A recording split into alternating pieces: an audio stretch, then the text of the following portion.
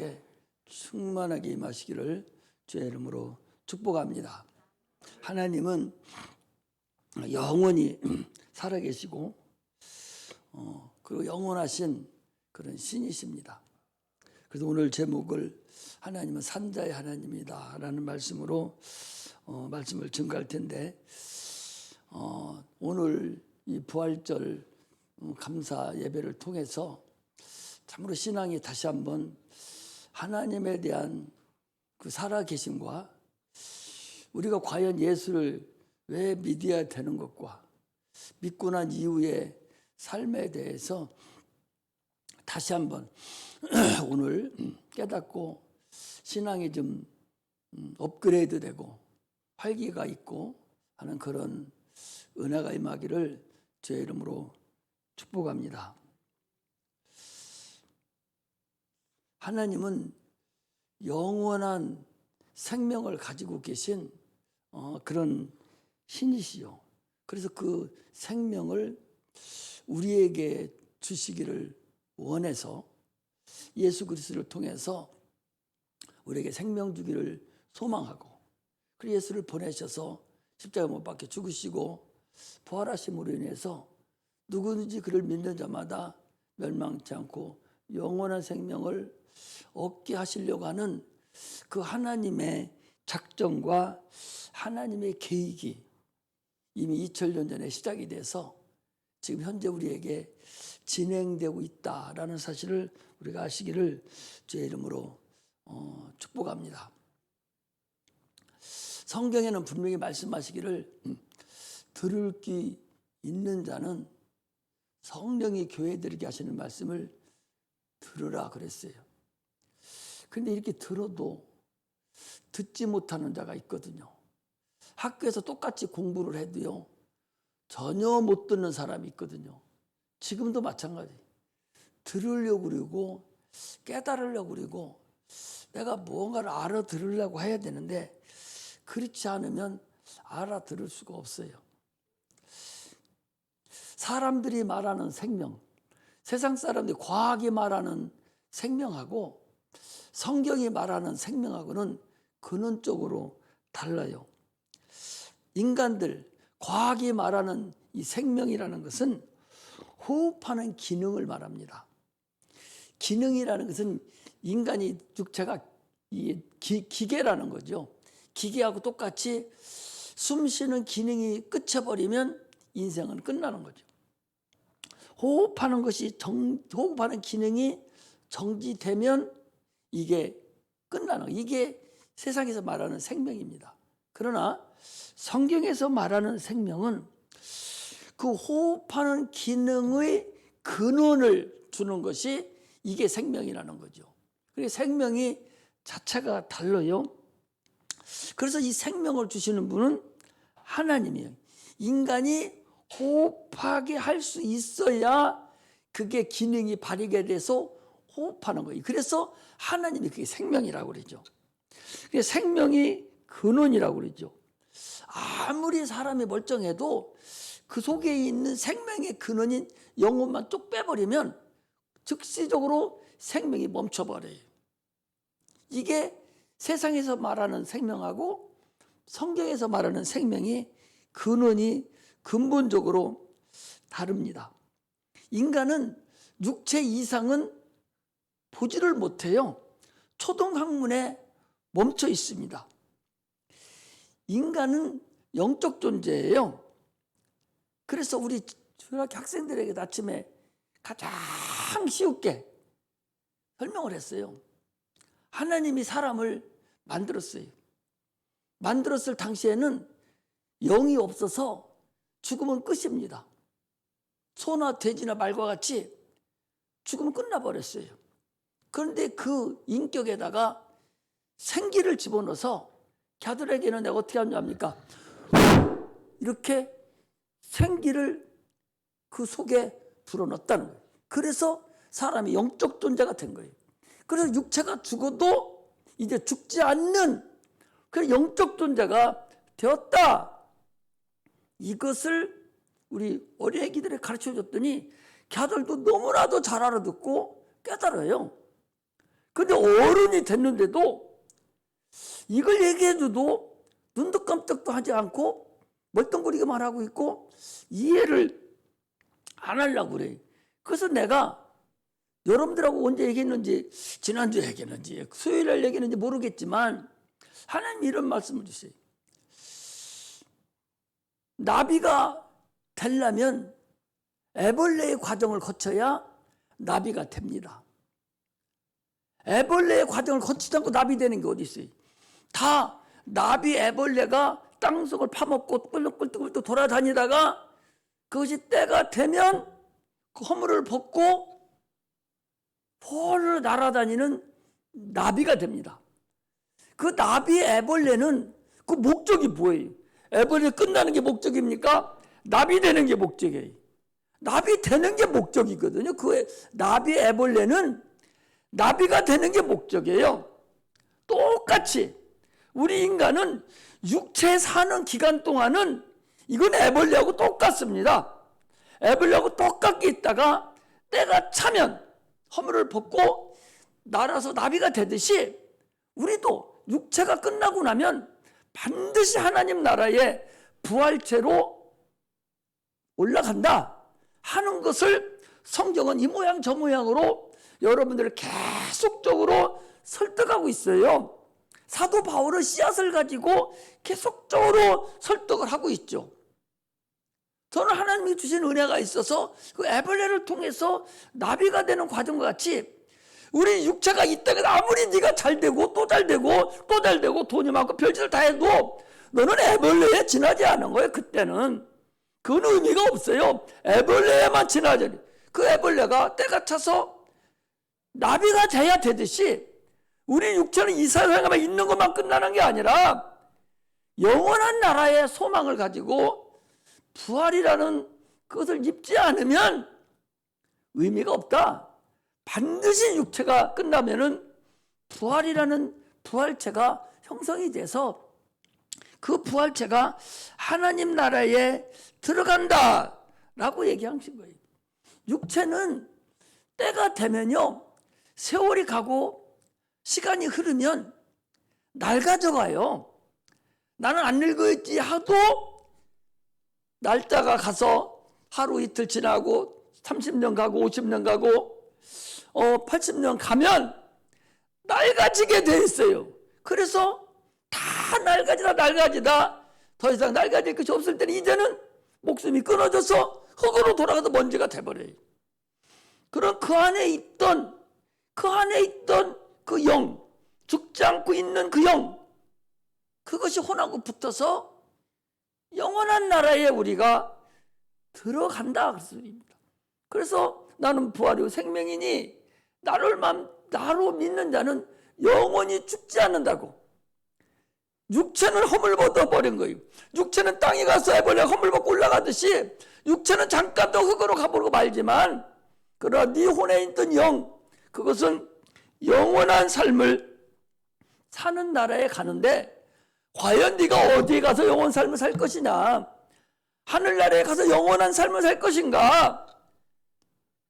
지옥에 가서 영원 심판을 받는 그곳에 가서 살 것인가가 반드시 이 애벌레와 같이 사는 이 땅, 육체의 삶을 사는 이 땅에 여기서 결정이 반드시 이루어진다 하는 것을 여러분 아시고 신앙생활 하시기를 주의 이름으로 축복합니다.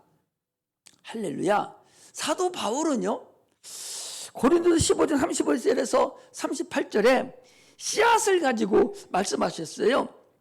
씨앗에는 그 씨앗만 아는 그 기능이 있단 말이에요. 그 세계가 있다는 거죠. 그래서 때가 차면 그 씨앗이 썩어서 그 차례대로 일어나서는 거예요.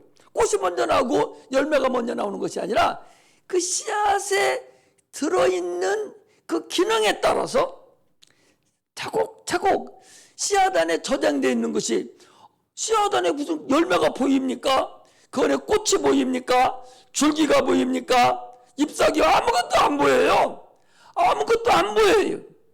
안 보이는데 그게 땅에 들어가서 썩어서 그것이 운이 눕기 시작하면 그 씨앗에 있었던 모든 기능이 밖으로 차례차례 나와서 다 기능을 발휘를 한다. 그래서 싹이 나고 잎이 나고 줄기가 나고 꽃이 피고 열매가 열리는데, 어떤 건 꽃이 먼저 피고 어떤 건 잎이 나중에 나오는 것도 있고, 이게 다 다르게 각각의 씨앗의 기능에 따라서 다르게 나온다는 거죠. 그리고 열매가 열리고 나면 그 열매는 반드시 심겨진 씨하고 똑같은 것이 그 안에 들어있는 거죠. 그러니까 그 씨앗을 보려면 열매를 보면 그 씨앗을 알 수가 있어요. 이렇게 당초에 심겨졌던 씨 그대로 열매를 보면 그것이 알 수가 있던 것 같이 인간도 동일합니다. 그 자녀를 보면 그 아버지를 볼 수가 있고 그 할아버지를 볼 수가 있어요. 새끼한테 뭐라 할 이유 하나도 없어요. 그게 너요, 너. 그 씨앗이거든요. 그 씨앗이거든요. 인간의 씨앗을 자녀에게 심었다가 그게 나온 거거든요.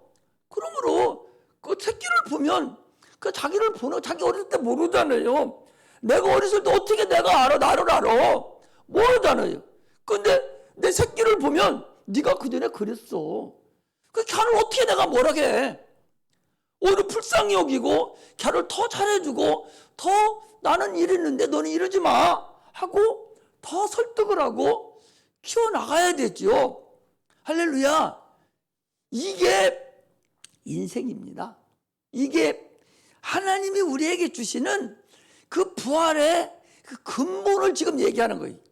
제가 여러 편의 설교를 지금 해야 될 것을 급하고 또 있다가 또 없어지고 또 안 오고, 그러니까 지금 여러 편의 설교를 지금 내가 여러분들이 가장 쉽게 설득하라고 또 설득하고 또 지금 설득을 하는 거예요. 이럴 때도 못 알아듣고 분수 떨고 있으면 안 되죠. 애기들한테 내가 그랬어요. 분수 떨으면 지옥 간다. 분수 떨으면 지옥 가는데 그냥 지옥 먼저 가는 것이 아니라 너 죽어서 귀신 됐다가 지옥 가. 내가 애기들한테 얘기했다니까요. 아니, 씨앗을 보면 그 열매를 보면 씨앗을 알듯이 아버지 할아버지 열매가 누구있지? 자기 사손이잖아요. 그거 보면 자기를 알 수 있는 거예요. 뭐라고 못해요. 뭐라고 얘기해? 자기가 그랬는데. 이렇게 우리 인간은 부활이라는 이런 역사가, 자기와 똑같은 부활의 역사가 나타난다는 사실을 우리가 아셔야 됩니다. 할렐루야. 인간은요, 영적 존재예요. 밤에 꿈을 꿉니다. 짐승은 꿈을 꾸지 않아요. 당초에 인간도 영이 부여하기 전에는 꿈을 꾸지 않았어요. 지 맘대로 사는 거예요. 이 내세동으로 맘대로 살아버려요. 짐승도 마찬가지죠. 내일 죽을 것도 그것도 어떻게 알아요? 알지도 못할 뿐만 아니라 안다게도 꿈도 꾸지도 못해요. 사람은 영적 존재이기 때문에 반드시 꿈을 꿉니다. 꿈은 영적이라는 사실을 우리가 알아야 돼요. 육체는 정지되어 있습니다. 그러나 정지되어 있는 육체인데 그 꿈속에서 감각을 느낀다는 거죠. 이성이 나타나는 거죠.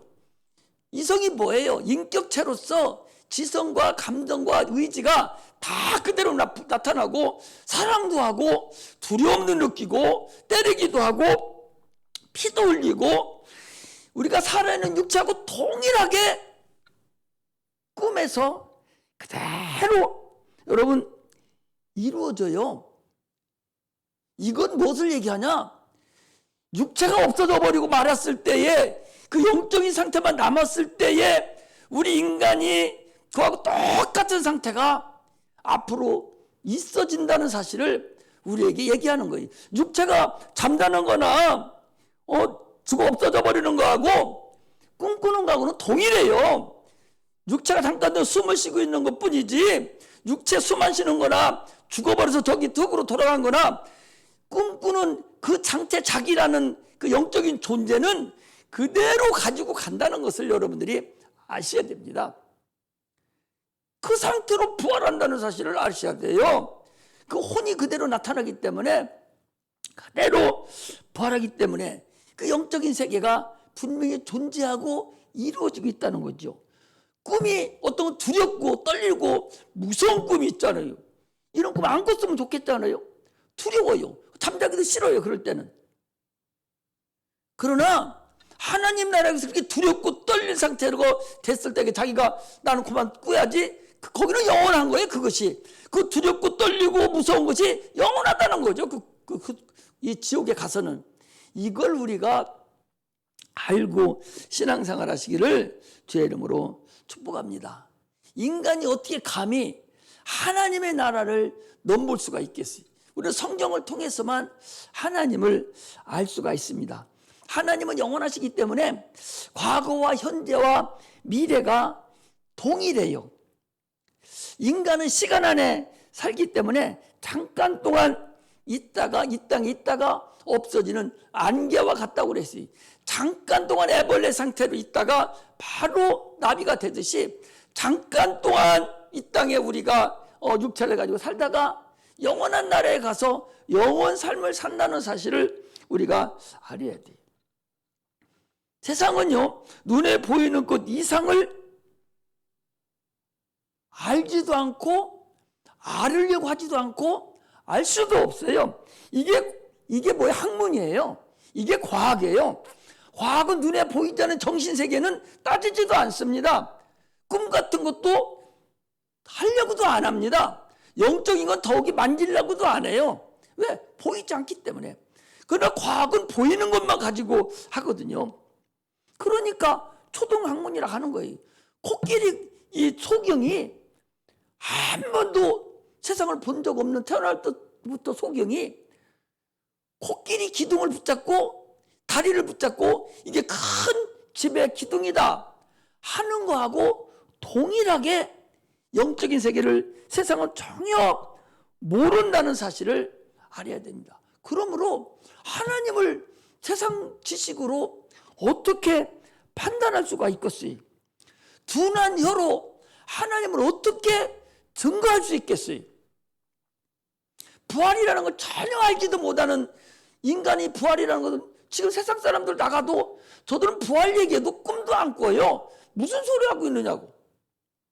그 여러분을 설득시키기 위해서 하나님이 나에게 그 에벌레 말씀을 주시는 거예요. 야, 이게 부활이야. 부활체는 이거야. 네 육체의 삶은 지금 네가 애벌레 삶을 살고 있는 거야. 네가 아무리 잘 돼보고 네가 회장을 하고 있고 돈이 많아도 너는 지금 애벌레 삶을 살고 있는 중이야. 근본은 너는 부활해야 되는 거야. 아니 나비의 애벌레가 그게 자기 본업이에요. 그걸 위해 사는 거예요? 나비 위해 사는 거잖아요. 날아가려고 살듯이 우리의 삶이 바로 부활체를 위해서 산다는 사실을 아시고 부활의 소망을 가지고 사시기를 주의 이름으로 축복합니다. 이렇게 성경을 보고 이렇게 깨닫는 것이 이게 인본주의예요. 이게 신본주의로 살아가는 거예요. 인본주의는 사람의 입장에서 하나님을 판단해 보는 거예요. 그런데 전혀 아니거든요. 어떻게 홍해를 걸을 수 있는가? 어떻게 여리고성을 무너뜨릴 수 있는가? 기도 한 방을 해서. 말도 안 되죠. 그러나 신본주의는 하나님의 입장에서 보면 그건 문제거리가 안 되는 거예요. 무에서 유를 창조하셨는데 그게 뭐가 문제예요? 하나님이 여자 뱃속에 들어가는 게 뭐가 문제입니까? 그게 어려워요? 성령이 우리 속에 들어오는 게 어렵습니까? 하나님이 인간으로는 상상도 할 수 없고 말도 안 되는 거예요. 그러나 하나님은 그게 아니라니까. 그 신본주의 신앙자는 하나님의 입장에서 인간을 보는 거예요. 인본주의는 인간의 입장에서 인간을 보는 거예요. 그러니까 얼마나 섭소하고 좁고 부정적인 것이 많은지 알 수 없죠. 우리 교회는, 저는 신본주의 입장에서 신앙생활을 하고 여러분들에게 신본주의 입장에서 가르치고 있습니다. 그러므로 우리는 하나님을 제대로 알아야 하나님 나라에 갈 수 있어요. 오늘 부활이라고 하면서도 얼마나 많은 사람들이 이 부활에 대해서 인정도 안 하면서 그냥 부활이 있으면 있겠지, 이런 막연한 상태에서 그냥 가고 있지, 정확하게 부활이 어떻게 되는가 이 자체를 모르고 있어요. 그래서 제가 또 얘기했잖아요. 사람은 우리 주일학기 때 하는 거 똑같아요. 여러분 조금만 차이 나지 큰 차이가 안 나요. 사람은 흙이 있어서 흙으로 만든 육체가 있어요. 두 번째는 혼이 있어. 혼. 자녀를 기뻐하고 사랑하고 기뻐하는 혼이 있어요. 세 번째는 영이 있습니다. 그래서 육체가 혼하고 같이 있을 때, 육체가 있을 이때를 이걸 겉사람이라고 그리고, 육체가 끝나고 혼하고 영하고 붙어 있을 때를 이걸 속사람이라고 그래요. 육체가 끝나버리면 영이 신령한 육체가 돼서 이때 육체화돼서 천국에 가는 거예요. 천국에 갈 때 의식이 없이 아무것도 모르고 그냥 보이지도 않는 것이 천국 간다고 생각하면 큰 오산이에요. 예수님이 부활하신 그 상태로 시공간을 초월하는 상태로 우리는 천국에 간다, 천국에 산다는 사실을 아시기를 주의 이름으로 축복합니다. 당초 인간은 에덴에서부터 하나님의 말씀을 불순종해서 저주받아서 멸망받았어요. 저 예수 믿지 않는 자들은 지금도 저들은 멸망받았고 저주받은 거예요. 애벌레 삶을 살다가 영원한 지옥으로 가는 거예요. 그러나 우리는 하나님을 알고 예수를 믿음으로 인해서 천국에 가는 소망을 얻은 자들이에요. 그래서 에베소서 2장 1절에 보니까 허물과 죄로 죽었던 너희를 살려줬도다. 너희가 그때에 그랬어요. 이 세상 풍속을 쫓고 공중권세 잡은 자를 따라다니며 자기 마음대로 생각하고 하나님께 자기 욕심을 나타내며 자기 마음대로 살았는데, 그래서 본질상 진노의 자녀였었는데 하나님께서 우리 인간을 얼마나 사랑하셨는지, 긍휼에 풍성하신 하나님이 그 큰 사랑을 인해서 예수 그리스도를 이 땅에 보내주시고 우리가 허물과 죄로 죽었던 우리를 다시 살려주셔서 하나님과 함께 하늘나라에 올려놨다는 거예요. 한번 보겠습니다. 에베소서 2장 1절을 보겠습니다.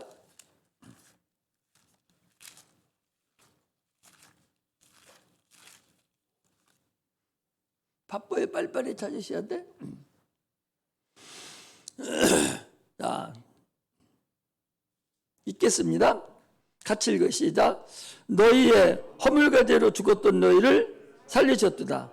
그때 너희가 그 가운데 행하여 이 세상 풍속을 쫓고 공중 권세 잡은 자를 따랐으니 곧 지금 불순종의 아들들 가운데 역사하는 영이라.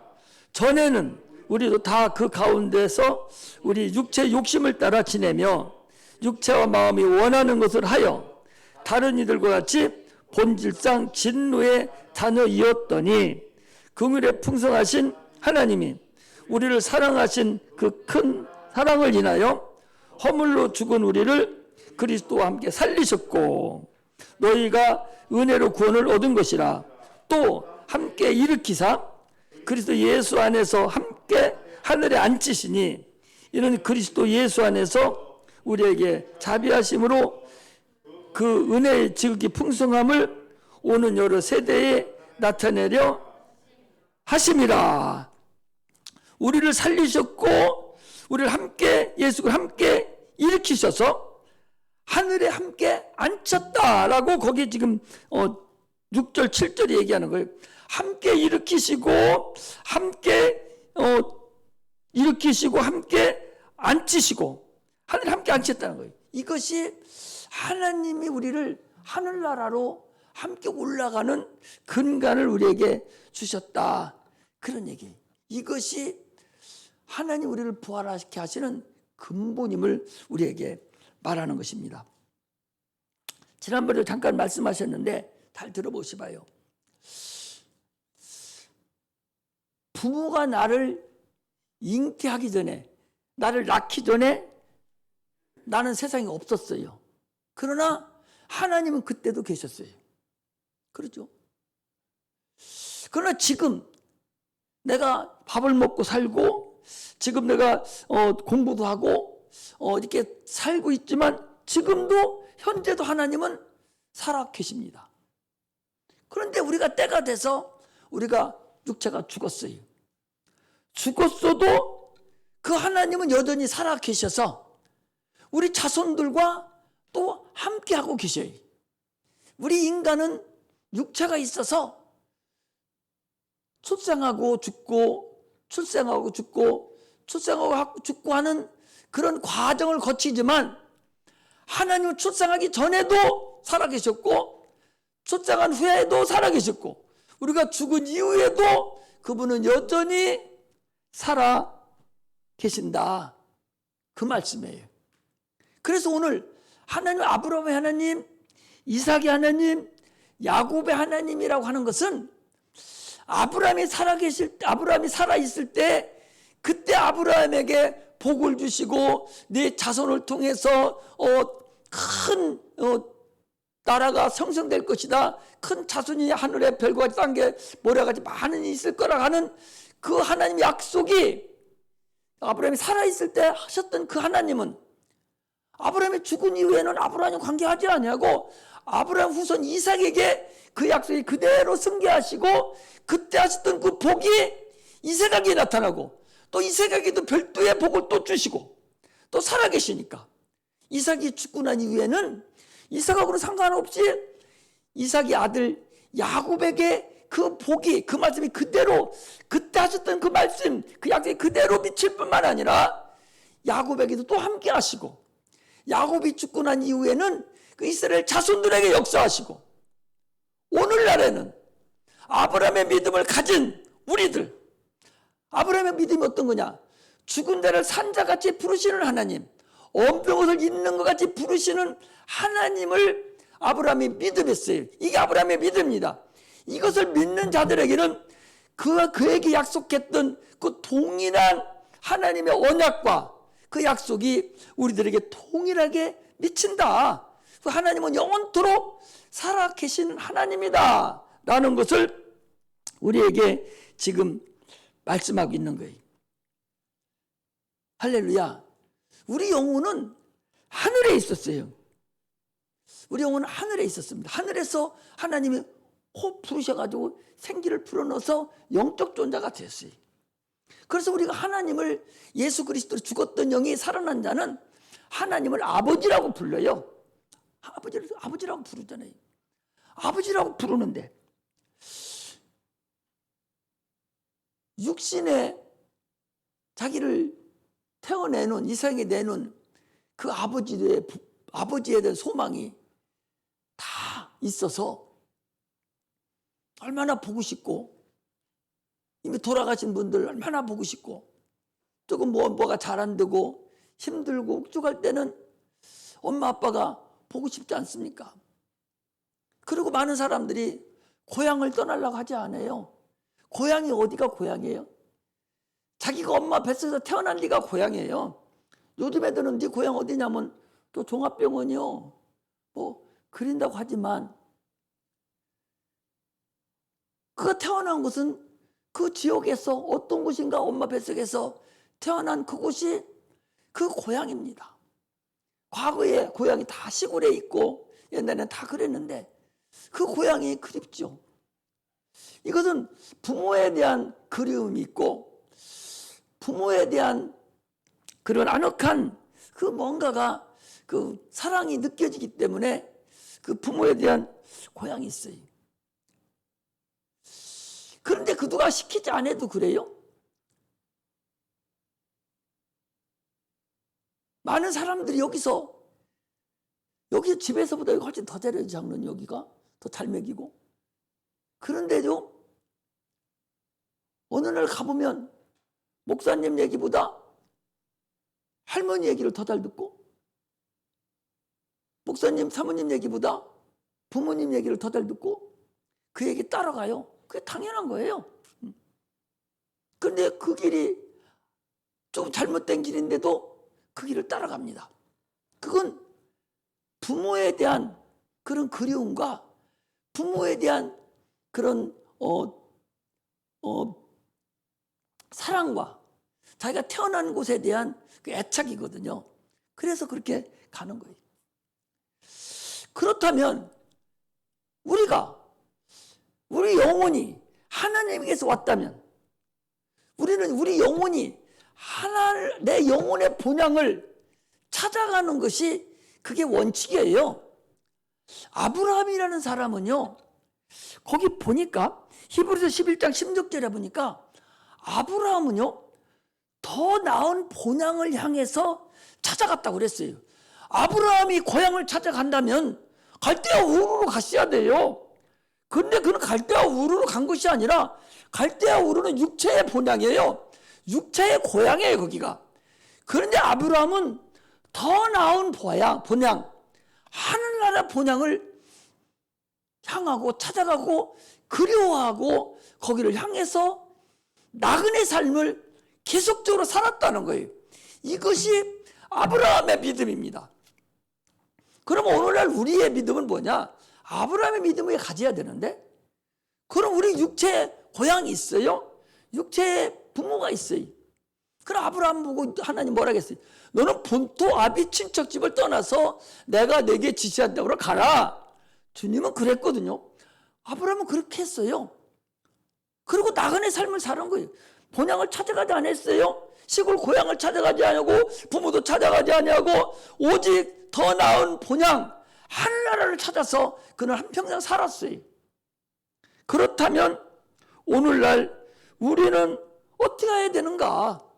우리는 어떻게 가야만이 더 나은 본향을 찾아갈 수 있는가? 이거예요. 아브라함은 강을 건넌 자라고 그랬어요. 강을 건넜다는 히브리라는 단어는 강을 건넜다 그런 얘기예요. 그것은 다시 돌아갈 수 없는 강을 건넌 거예요. 아버지와 고향 친척을 떠나버렸다는 거예요. 그 나그네의 삶을 산다는 거, 히브리라는 것은 우리 그리스도인들은 어떻게 보면 나그네 삶을 사는 거예요. 내 영원한 본향을 향해서 가는 것이 우리 그리스도인들의 삶이라는 것을 우리가 아시고 신앙생활을 해야 돼요. 그래서 우리는 그리스도인이라는 것은요 나그네 삶을 사는 겁니다. 강을 건넌 자의 삶을 사는 거예요. 이런 자가 천국 가는 거예요. 천국을 소망하지 않으면 천국은 여러분 죄송하지만 못 가요. 소망한 사람만 가는 거예요. 소망하지 않으면 주님을 갈 수가 없어요. 그러므로 더 나은 본향이 뭐예요? 육체의 고향을 얘기하는 것이 아니라 네 영혼의 고향을 사모하고 그곳에 가기를 소망하고 원해야 된다. 할렐루야. 육체의 아버지가 그립고 할아버지가 고맙고 그분이 나를 키워준 그 육체의 세월이 있으니까 참으로 주님 보고 싶기도 하지만, 그러나 우리 영혼의 삶이 있거든요. 그 영혼이 아버지가 우리 영혼의 아버지인데 과연 육체의 아버지를 내가 소망하고 사모하고 누가 무슨 얘기를 해도 아버지 말씀을 듣고 누가 무슨 얘기를 해도 엄마 말씀을 듣고 그리 찾아가고 그것이 혹시 죽는 길이라 해도 따라가잖아요. 그와 마찬가지로 우리가 나그네라면, 우리가 강을 걷는 자라면, 소망이 있는 자라면, 그렇다면 우리 영혼의 아버지를 사랑할 줄 알아야 되고 영혼의 아버지를 소망하고 사모해야 되는 것이 아니냐. 할렐루야. 그게 우리 그리스도인이 살아가는 근간이고 근본의 목적이라는 사실을 우리는 알아야 됩니다. 산자라는 얘기는요, 나그네가 된 자, 강을 건넌 자, 믿음이 있는 자, 소망이 있는 자, 지금 네 영혼이 하나님을 사모하고 부활을 소망하는 자, 이런 자의 하나님이고 이런 자가 주님을 만날 수 있는 것입니다. 할렐루야. 하늘의 본향을 찾아가고 그날을 소망하는 그런 은혜가 임하시기를 축복합니다. 부활이라는 사실은요 참으로 소중하고 중요합니다. 이것을 우리가 너무나도 잘못 알고 있으면 있고 없으면 없는 것으로 착각하는 거예요. 생명이 내게 쏙 들어와서 영생이 나에게 나타나면 하늘나라를 소망하지 않을 수가 없고, 이 세상은 한낱 번데기 애벌레의 삶이기 때문에 그것이 보이고 그거 별거 아니다. 육체는 이거 실상이잖아요. 육체가 실상이지만 영혼도 실상이거든요. 육체를 버릴 수가 없어요. 육체의 삶도 우리가 살아가야 됩니다. 왜? 육체의 삶이 그 삶에 따라서 영혼의 삶이 달라지죠. 우리가 한번 또 다시 보겠습니다. 고린도전서 15장을 다시 비세요.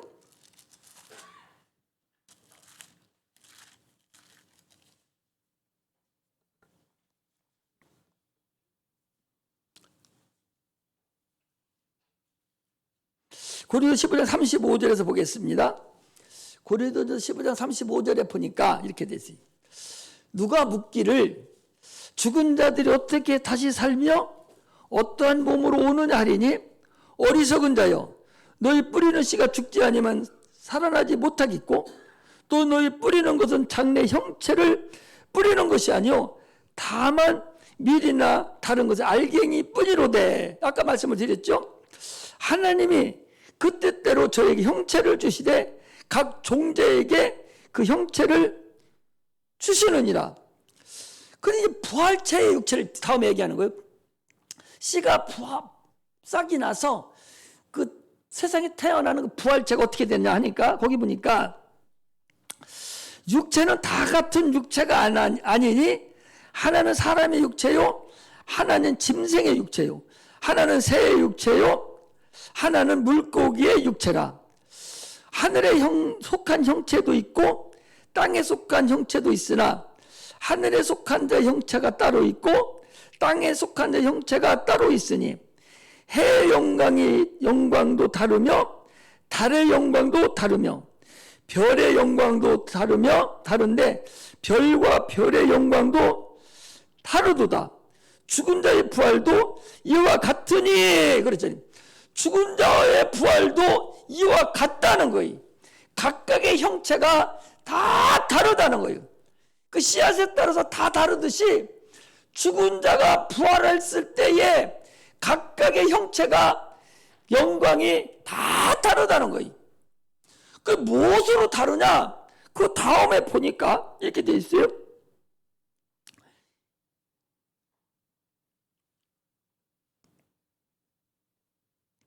(42절에) 죽은 자의 부활도 이와 같으니 썩을 것으로 심고 썩지 아니할 것으로 다시 살며 욕된 것으로 심고 영광스러운 것으로 다시 살며 약한 것으로 심고 강한 것으로 다시 살며 육의 몸으로 심고 신령한 몸으로 다시 사나니 육의 몸이 있은즉 신령한 몸이 있느니라.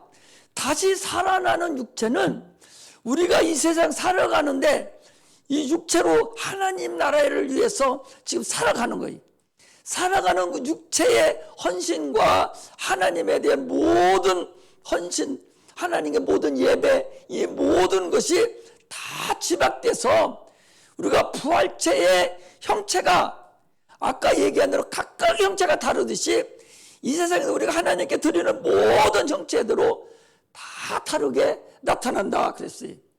그래서 지난주에 지난 목요일인가 금요일날 수요일날 그랬잖아요.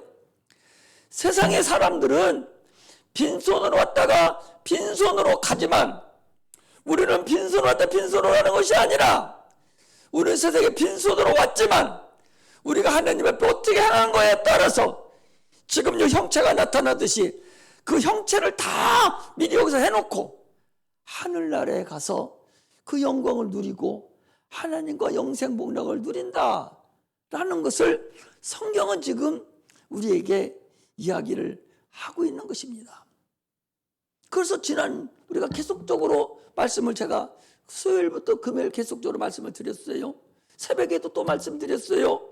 이 시간에도 또 말씀드립니다. 이따 시간에 또 잠깐 또 말씀을 드릴 거예요. 부활에 대한 것 확실하게 이번 금년에 확실하게 알고 넘어갔으면 참으로 좋겠다.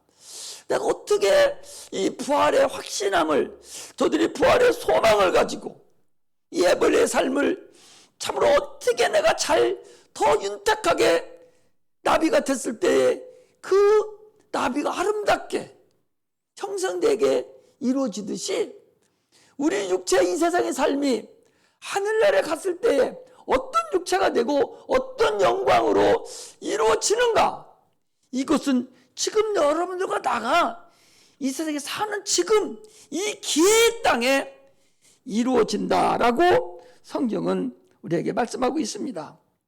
그러므로 우리는 참으로 영혼의 고향을 찾아가는 그런 마음으로 부활을 사모하는 삶을 우리가 지금 살아야 됩니다.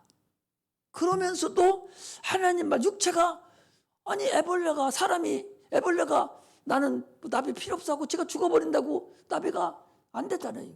그럼 헛거잖아요. 나비가 되려면 무조건 육체의 삶을 잘 살고 끝까지 잘 자라서 껍데기 벗을 때까지 살다가 나비가 돼야 하듯이 우리가 육체의 삶을 살다가 그냥 적당히 없어지는 것이 아니라 참으로 육체의 삶을 우리에게 주신 기회의 시간으로 여기고 하늘나라의 부활체가 됐을 때에 참으로 하나님께 가장 근접된 상태로 나아가는 그런 부활의 신앙을 가지고 살아가시기를 주의 이름으로 축복합니다. 그래서 지금까지는 내가 부활의 소망이 없었다면 부활의 소망을 가지고 사시기를 주의 이름으로 축복합니다. 그래서 엊그제 우리 장로님 바빠서 못 갔는데 서울에 그 이천에 가보니까 그 부활교회에 그 에덴 낙원이나 가보니까 거기에 크게 써 있어요. 흙에서 왔으니 흙으로 돌아갈지니라 해서 그 유수장을 해서 가루를 갖다 주면 그 불로 쫙 들어가서 나무에 쫙 퍼져가고 하는 것을 봤어요. 그게 사실은 성경적이거든요. 그거 갖다 옮기다 타먹으면 뭐 할 거예요? 그 냄새만 나고 썩어버리고 그것도 쓸 거예요. 차라리 그게 흙으로 돌아가는 것. 이것이 가장 성경적이고 가장 아름다운 거예요. 우리는 참으로 이 세상에 살면서 육체가 얼마나 중요합니까? 이 중요한 육체를 나비의 때를 생각해서 부활의 때, 부활체를 생각해서 다시 한번 우리가 살아가는 영광을 누리는 그런 믿음의 종들이 되시기를 주의 이름으로 축복합니다. 이것을 아는 이 사도 바울은 평생을 장가도 안 가고 평생을 주례에 살다가 나는 날마다 죽노라 하면서 결국은 순교해서 죽었던 사실을 우리가 볼 수 있습니다.